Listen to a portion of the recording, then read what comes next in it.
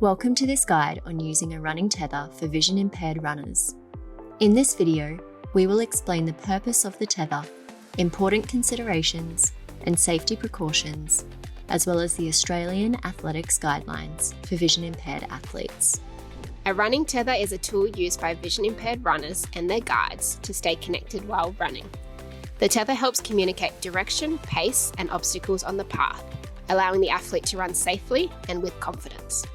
There are many people who can benefit from using a running tether, including children and adults with vision impairments, blind athletes, beginner runners with vision impairment or a progressive vision condition to increase familiarity, runners in crowded or unfamiliar areas, newly diagnosed individuals or those with sudden vision loss, guides and coaches.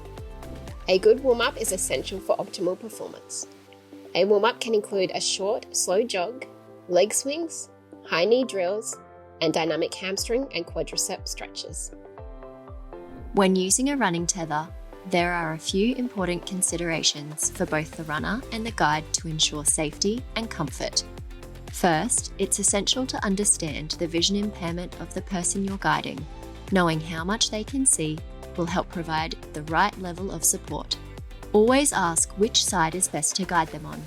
Some runners have a preferred side based on their residual vision or comfort level. When choosing a running tether, it's important to consider a few factors. In most cases, the running tether is a standard length. Always run or walk next to the person, not in front or behind. A relaxed arm and hand are crucial when holding the guiding strap. The tether should never be taut. If it is, it could restrict movement and make it harder for the runner to move freely. The aim is to maintain smooth, natural movement without tension in the tether. Communication is key. Give loud, clear commands. For example, instead of giving detailed descriptions of every obstacle, keep it simple like hill ahead. Always look ahead and prepare the athlete with information about changes in speed and direction. For example, turning left, faster, slower. While a running tether is a helpful tool for guiding visually impaired runners, there are some considerations that might make it less suitable or require adaptations. These include behavioural or sensory sensitivities or preferences, hazardous environments, pronounced differences in fitness levels or stride lengths.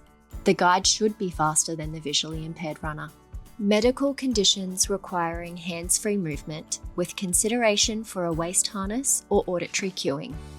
Physical limitations or injuries. Frame running can be a good alternative for those who have physical impairments and use a walker.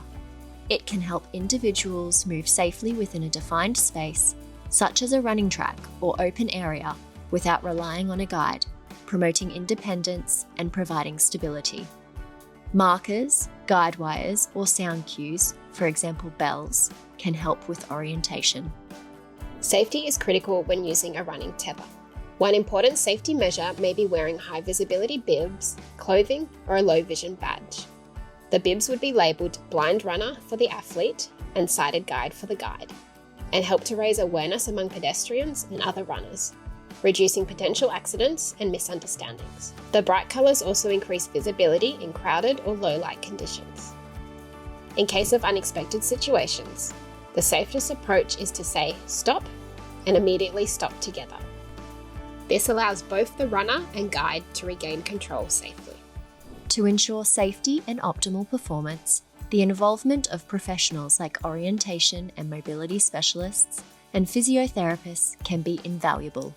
They ensure safe and effective running techniques using the tether and provide individualized advice on positioning, communication methods, and strategies for navigating different terrains.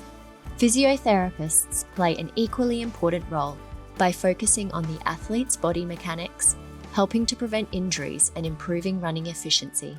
Where possible, working with both an orientation and mobility specialist and a physiotherapist ensures that both the runner and guide are well prepared for safe, injury-free and enjoyable runs.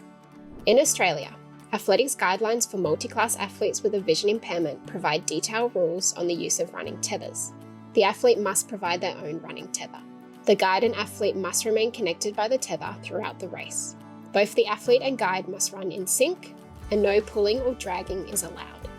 The athlete's performance should be independent, with the guide assisting only in direction and safety.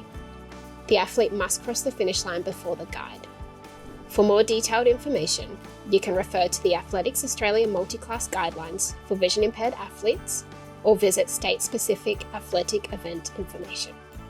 Thank you for watching this guide on using a running tether for vision impaired athletes. We hope this information helps you understand the purpose, considerations, and safety involved in using a tether. Remember, running is a team effort when using a tether, and with the right communication and preparation, it can be a rewarding experience for both the runner and the guide.